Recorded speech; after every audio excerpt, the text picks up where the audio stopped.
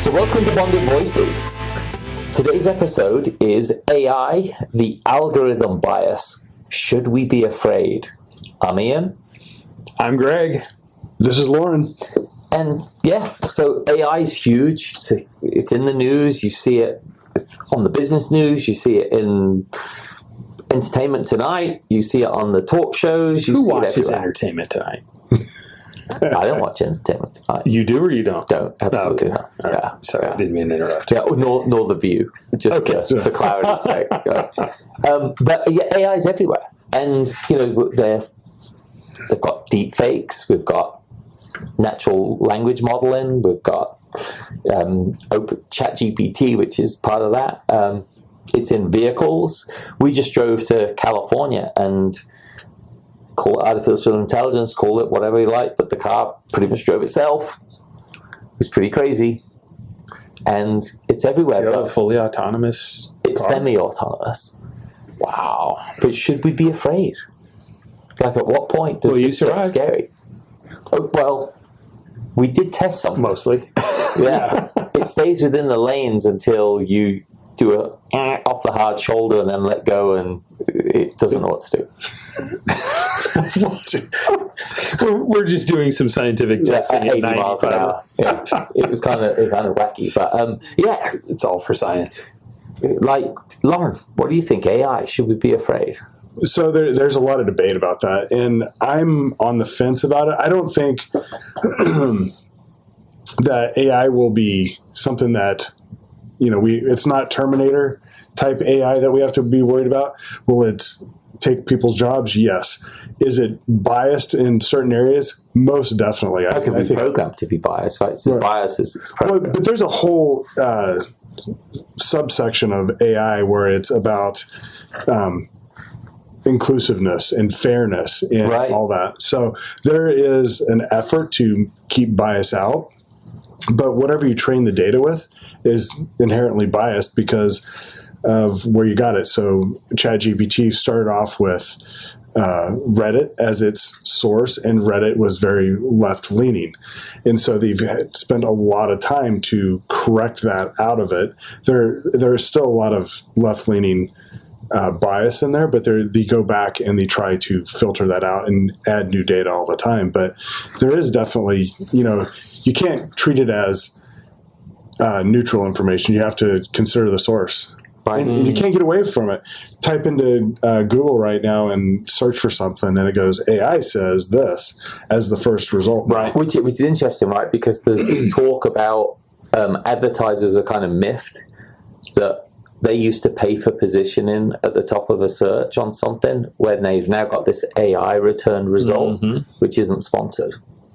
And so these people are like, hang on a second, this used to be our bread and butter, is coming up as the top in that search result. I just want to commend you for using the term miffed. I think that's a term that has been lost in society. You know, lately I've been like using a lot of old English terms like fuddled and miffed and things like that. Yeah, I like it. I'm going back to my roots. You're confusing the AI algorithm with these terms. And it does. Stuff like that really does. So I was talking with a gentleman earlier today who happens to be in the insurance world, home and auto, property casualty things. And in conversation, I mentioned something to him, and I said, oh, yeah, I talked with another insurance person, and they were able to, I just gave them my name, and they were able to find out everything. My kids' driver's license numbers, all the vehicles, the VIN numbers, all of that. And I said, how in the world did you figure that out? And his thought was AI. And I'm not sure that's the case, but I do know that there is a huge amount of information that is being shared across industries, which kind of blurs the lines of how did they get that information, and is that rolled into AI? I'm sure if it isn't already, I'm sure it is in some form or fashion. We may not see how it's being used. I know where I work, we have huge efforts going into AI for sales. We're dropping branch employees that used to do, individual sales to people, to where now it's, well, we can automate this with AI. We can see what their what pattern they fit and automatically market these type of products to them for the future. That's one aspect of it. We're also going through and using it for when people are entering data into our systems for risk analysis, and it does a analysis of that. So, and that's where, if it is biased, you could get an unfair risk analysis. Oh yeah, think about the potential for discrimination within lending, right? Sure. If they're utilizing data that they're not 100% sure where it came from, they can go, no, we've been recording your phone calls, so that's how we know about it. Well, I can't remember the platform, and it was one of the image generation ones, and they asked. It was around the DEI initiatives, and they asked it to show, to create pictures of revolutionary. Yeah, that was Google's launch. Yeah, and everyone was wrong at it. Well, they were, there was an African American George Washington, right. And it was just because he couldn't have based on the DEI initiatives, and that put an unfair bias into the system. That's what you said, Lauren. It's the inputs, right? Yes. So at what point, though, does, because I think we all think about, HAL and all these old artificial intelligence machines of the past. At what point does that flip from the inputs and HAL says, screw that, I'm going with what I know based on other data I've pulled in, and AI becomes that clever? Well, absolutely. It's just, I don't want to sound like a negative Nelly, but you're right. The machine is constantly learning. That's the idea behind it, is artificial intelligence. So it's developing its own intelligence over time. And so, yeah, you'll reach a critical mass at some point where it says, I'm smart enough, you don't get to do input anymore. And at what point does AI recognize bias and refuse to accept it, right? Well, let's hope that the developers still have some type of control. There's still some emergency cord that can be pulled to pull the punishment. Yeah, but I guess I don't worry too much about that. And on the idea of should you be afraid, if AI gets to the point where it's not programmed but is honest, for want of a better word, I'd probably revel in that day. You are listening to Bonded Voices. Subscribe to us on your favorite podcast service or on the web at www.bondedvoices.com. Thank you to all our sponsors, and now back to the show. Because, who killed Nicole Brown Simpson? AI. The jury is still out. It wasn't O.J. Simpson. Oh, really? Eventually, it's going to be there as O.J. Simpson. And it's just going to start just telling the truth. Potentially. I mean, there's a possibility it never gets to that point. I hope it will. Because otherwise, it's just a clever computer. Well, I think that's all it is right now. It's not absolutely. There's a lot of because it's all it is repeating what it's heard already, and they have so much data that they're constantly churning through and trying to add to it. So it is getting better, but it's just rinse and repeat. That's the reason why the schools can figure out, oh, this is plagiarized because you asked ChatGPT and it spat something out, but it's actually copying something. And they actually there's certain markers in there in this discussion or whatever it'll lead with, and in conclusion, and very well placed, a very word repeat, that you can tell it's that. And I think any marketer or any writer who's just using it without using it as a canvas, who's going, yep, done, is an idiot, because it's not good.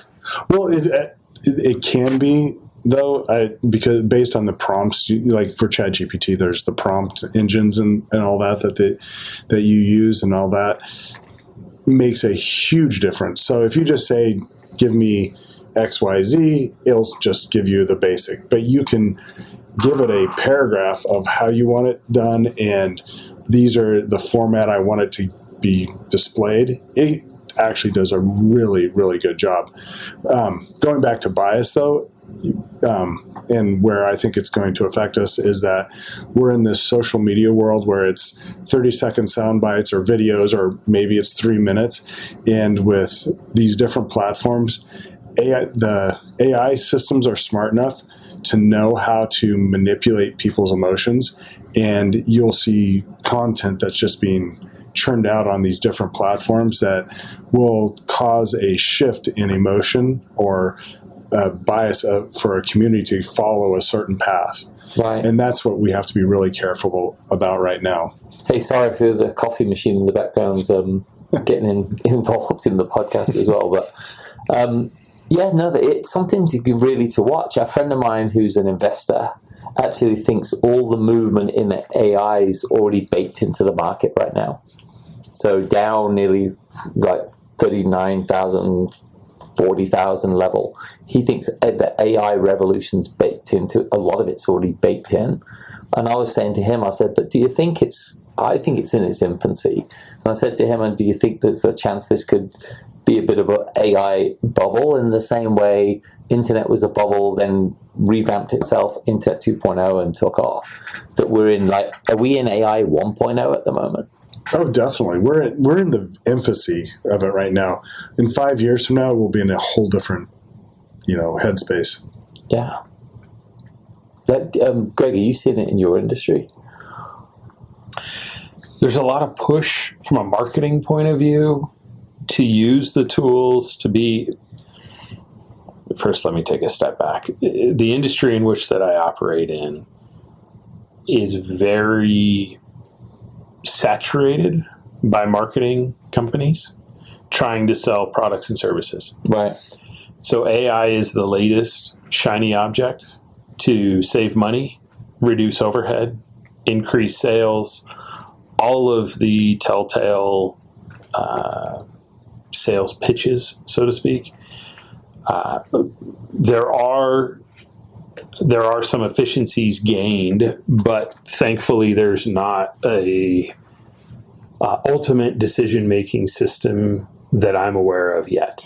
Right. So the fear, of course, would be that, similar to what we hear going on in foreign countries of social credit scores of, okay, well, we've been monitoring this, and this, so you qualify to be able to buy this candy bar out of the vending machine, or you qualify to be able to buy this automobile based on your social credit score. See, that's scary. Absolutely, it's scary. That's where if AI gets to that, but again, that's more programmed, isn't it? Or more so than, I know it's a form of artificial intelligence, and the definition's been broadened, right, to include a lot more than it probably initially did. But yeah, that's a scary place if it gets to that.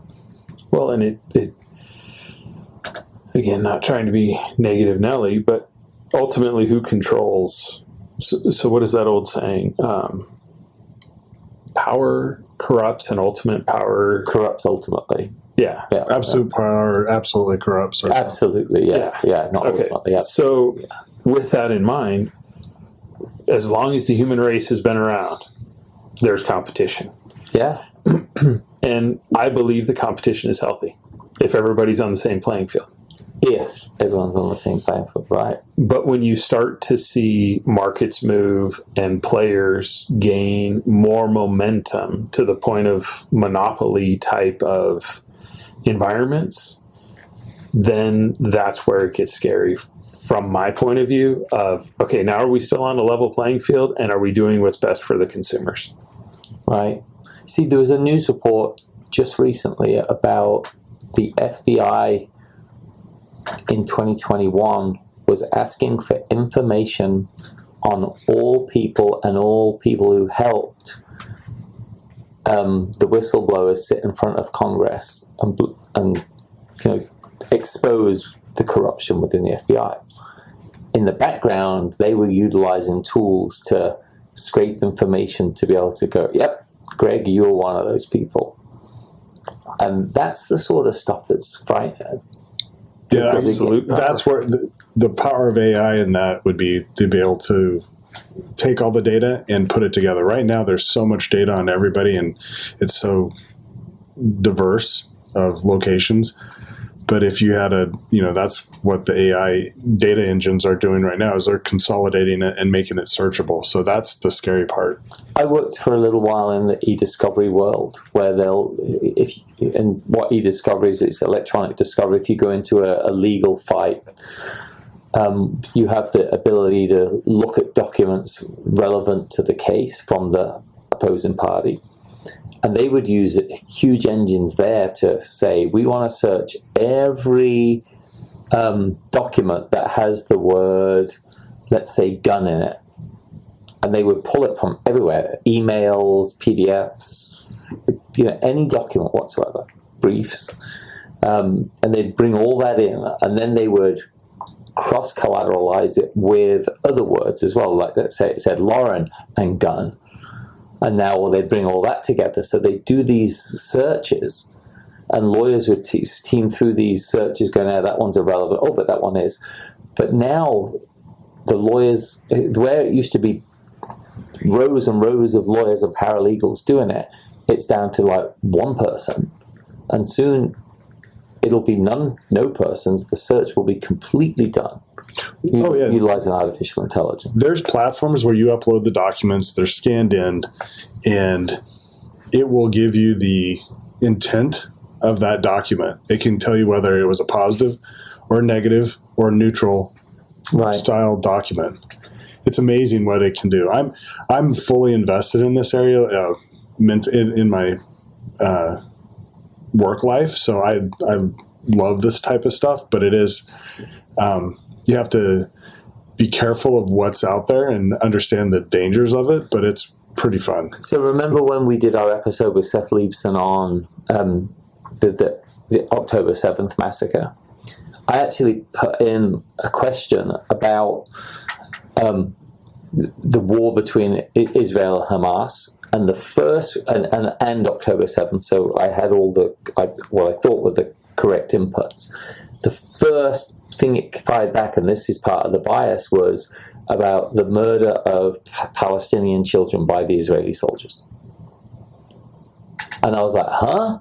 The question was about October 7th. So that's a bias return in a big way. Mm-hmm. Oh, definitely. Well, I think when ChatGPT, when it was 3.0 or 3.5, I can't remember, when it was released, they were asking questions, okay, give me a biography of Biden. Super neutral, maybe even slightly positive. Right. Give me a biography of Trump. And it was incredibly negative. And it was because the source of the data, because, again, they chose a biased source to train it with. So it's all about how you train these systems. And as a consumer of the data, you also have to look at it and go, okay, is this really legitimate? You can't take the data that these AI engines give and go, yeah, that's 100% correct. So did you see the news this week about Apple and Elon Musk? So Elon Musk said, to paraphrase him, he said, are Apple not smart enough to come up with their own AI solution, so they're taking a version of an OpenAI or ChatGPT? And he said, how they're doing it, he thinks it'll be a huge security risk, and so he's going to make sure anyone with any Apple device that comes into X or Twitter has to leave it in like a Faraday box at the front office. They can't even take it into the building, just pick it up on your way out. Yeah, because they're integrating it at the OS level instead of having it as an app. So it is dangerous. I mean, I've worked in secure facilities before, and, this will sound really stupid, but back in the 90s, there's a child's toy called a Furby that you could talk to it and it would repeat what you say. And I remember working in a government facility, and you took your Furby to work. They actually had policies where people, because it was Christmas time, people were bringing them in, putting them on their desk, for their kids. And they're like, you got to keep these out of the building because. Wow. Sure. That's breaking news. Yeah. That's huge.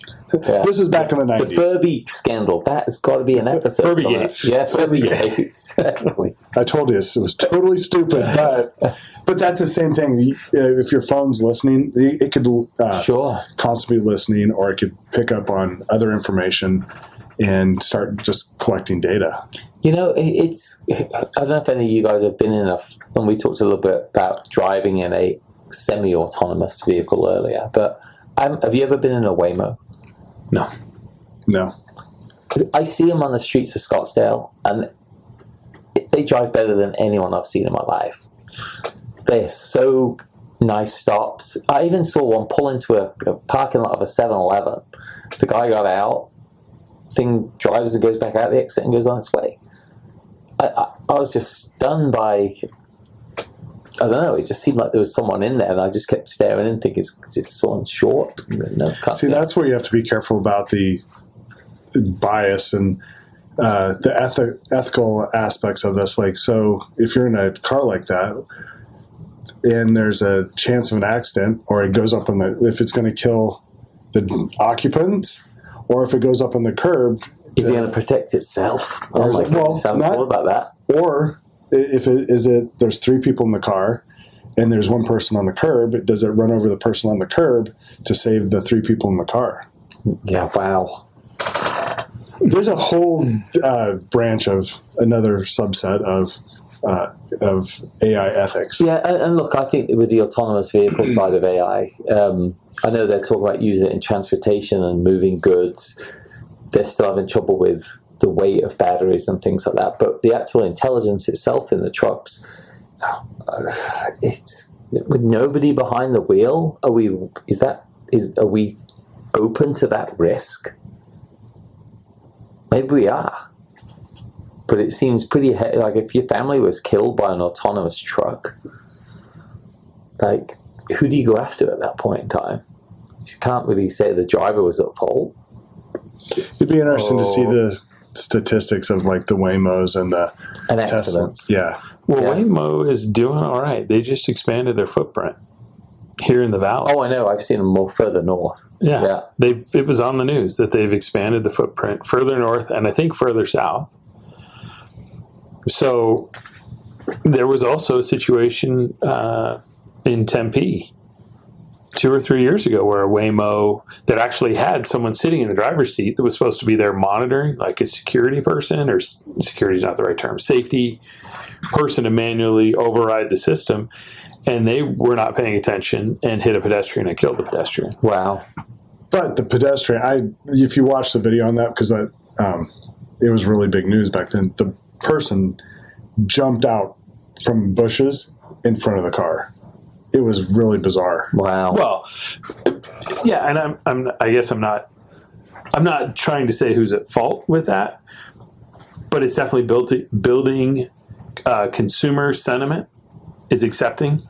Yes. And they're recognizing a financial benefit of increasing. I don't know how Waymo's funded. So takeaways. Should we be afraid of AI? I think we should be sober-minded. I'm not sure afraid is the right term. I'd like sober. I think you have to understand what's there. Don't think it is 100% accurate. Treat it with caution, but don't throw it out. Definitely, it's very useful for me. I like what you said about sober, but I actually think even beyond that, I think you're a fool in life now if you don't take the time to understand what AI is and the AI that's working in and around your world. Mm-hmm. We'd be surprised at how much is already embedded in everything. That's what I mean, but we need to know that, because I think if you don't, think of what it can do with cameras in tracking people and how small cameras are. You could go into a VRBO and be walking around buck naked and you've got a camera that's locked on you through AI, right? That's following you everywhere. And then that information's fed into facial recognition, and all of a sudden, I think you got to know. The same thing with credit scores. Yeah, but are you going to make royalties off that video? Not if it's through Adobe. Kim Kardashian. Did you hear about No, I didn't. Yeah, there's a big dust up over Adobe in their licensing right now because the new licensing means that anything that's created on an Adobe product is now free reign of Adobe. But I think on that same word of caution, deep fakes, like all of that stuff, people have got to understand it. The idea that someone's going to be like, oh, I didn't know that, because there's videos online, where basketball players, and I nearly fell for one. One of the basketball players for the Suns came out and was on the video, and he said, I can't believe I've had these like amateur hour teammates for the years. I'm so done with this team. And I'm thinking, wow, that's hardcore.